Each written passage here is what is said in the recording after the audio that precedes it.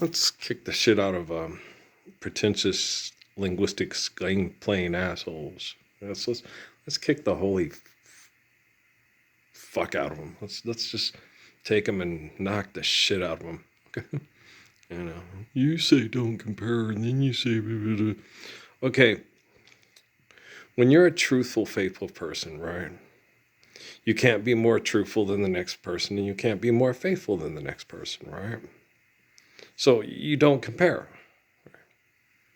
You just live life, obey natural laws, appreciate the beauty of the gift. Don't fly around on dinosaurs shooting each other with swords and blue skin on CGI, and you'll be good to go. Right?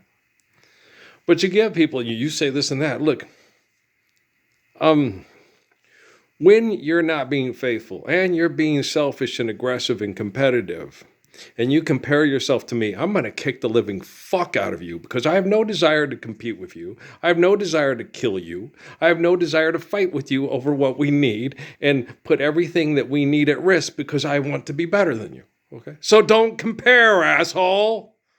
God damn, you are the stupidest fucking people that ever fucking spoke in the history of the world. I have a Nobel Prize. I won the Richard Dawkins Award. I kicked Richard Dawkins' dick out of his fucking asshole, and he has to sit to pee for the rest of his life. He just hasn't figured it out yet.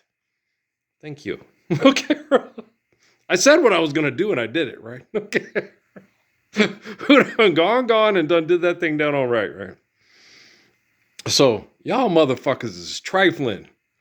Okay, you ain't nothing but a bunch of pathetic assholes. You came in here with ill intent, got your dick kicked to your ass, and you gotta sit to pee, and you're always making fucking propaganda left and right. You're nothing but your propaganda. You're pathetic because your propaganda can't even properly fertilize the field for flowers to grow. I love Sun Yat-sen. Yeah, he's a good guy. I don't compare myself with Sun Yat-sen or Haile Selassie or anything like that. I just appreciate them for, being available to me in prayer to help me be strong enough to keep doing this so children can live faithful, truthful, loving, beautiful lives. Me and Haile Selassie, me and the Father are one. Me and Sun Yat-sen and Confucius, me and the Father are one. Okay? You assholes want to kill the Father and replace the Father with your ego. You fucking suck! Thank you. So I'm watching the foosball game. I like Tua. Yeah. Tua's, I like him. He's one of my favorite football players out there and stuff. He really tries really hard. People will try to knock the shit out of him to stop him from beating him. And it really had a bad effect on him as a human being. Makes it harder on him. Like I told you about Malachi Nelson, I could feel it. He doesn't want to do that painful thing. They will hurt you to win. And he knows it. And so it has this thing where he used to play more athletically because he's very good. And he tries not to do it as much because he doesn't want to be tortured and brutalized by jealous people again. Like, he's a good kid. No, I connect to people in prayer. You understand? Yeah. Look out. Okay, Tua. Okay. Careful. Don't hit him with his head. Okay. But, is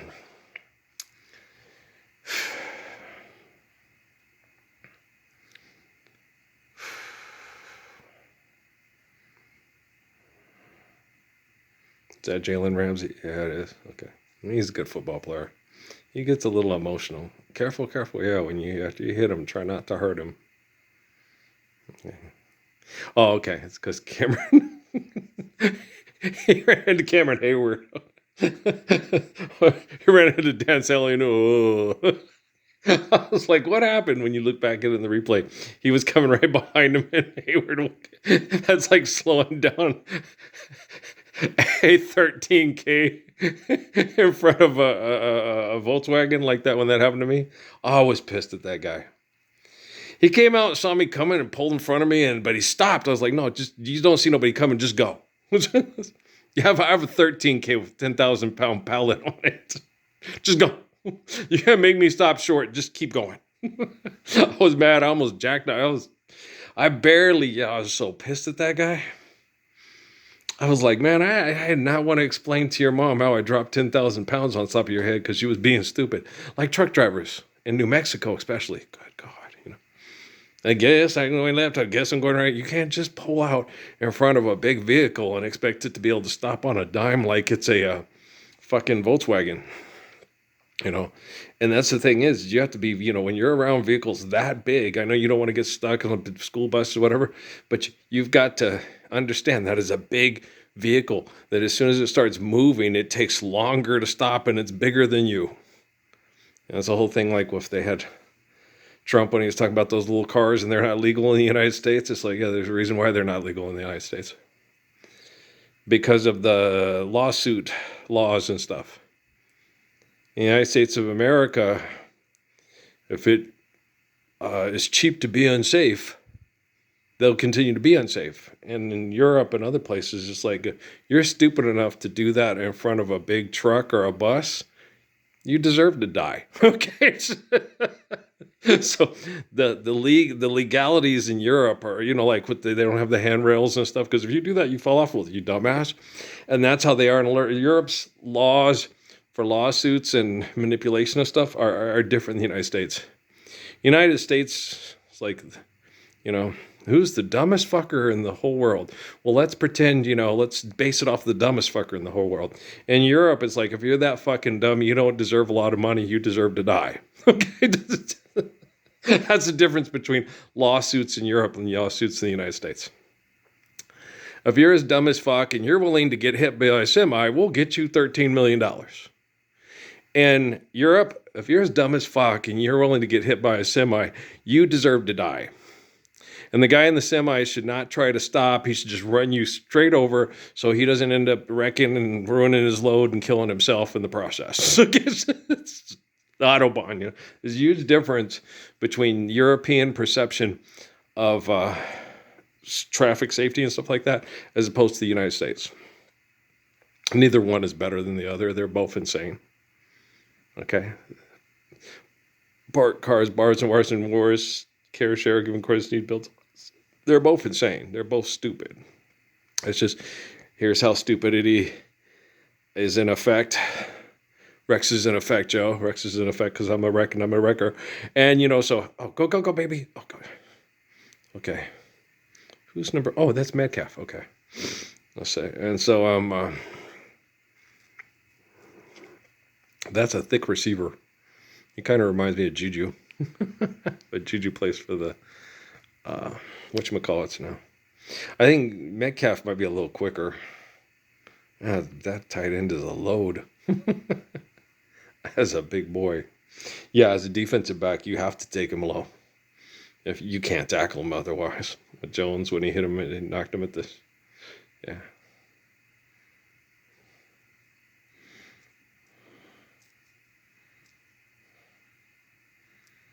What just happened? Pittsburgh yelling for a penalty. Both Valdez, Scanling, and I guess they must have been a hold or something. But they're not getting it.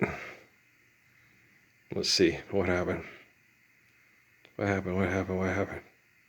Oh, he did hold him. Okay. He grabbed his hand warmer. He didn't see it. What happened?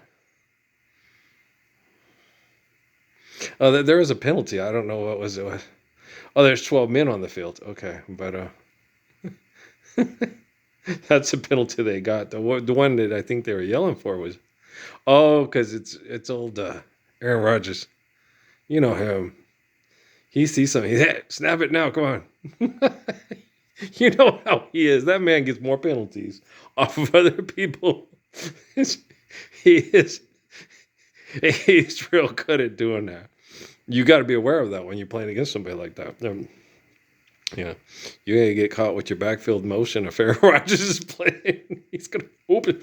Brady was real good at that too. Yeah, he was. He'd catch you. Yeah. And so you gotta watch it. And caught you with your backfield and motion. gonna have to penalize you. You got just don't forget that football's a game and it can always come again. So don't let the Lord catch you lying. Don't let the Lord catch you lying. Oh no, no, no, no. I just happen to be the Lord. If you don't believe that,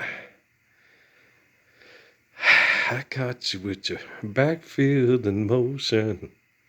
Gonna have to penalize you. This Gainwell, you can tell Rogers likes him. You can tell he likes the kid.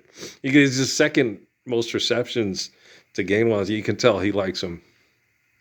Because the same way he was with what was that kid's name that he had at New York? I liked him too. The Lazard, Alan Lazard. Yeah. So you can tell certain players he likes. And he goes to him a lot and he trusts him and stuff. Well, yeah, everybody does that. Yeah.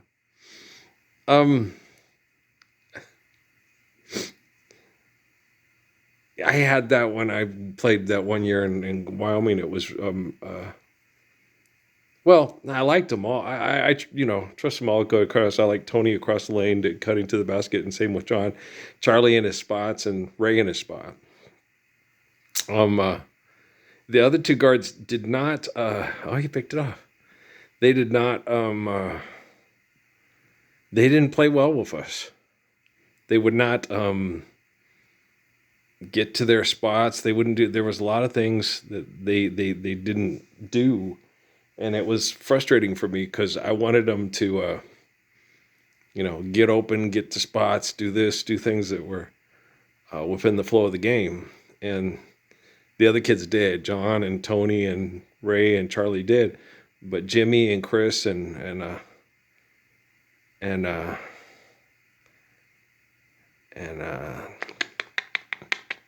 Jimmy and Chris and Bud didn't. They wouldn't, and it was frustrating.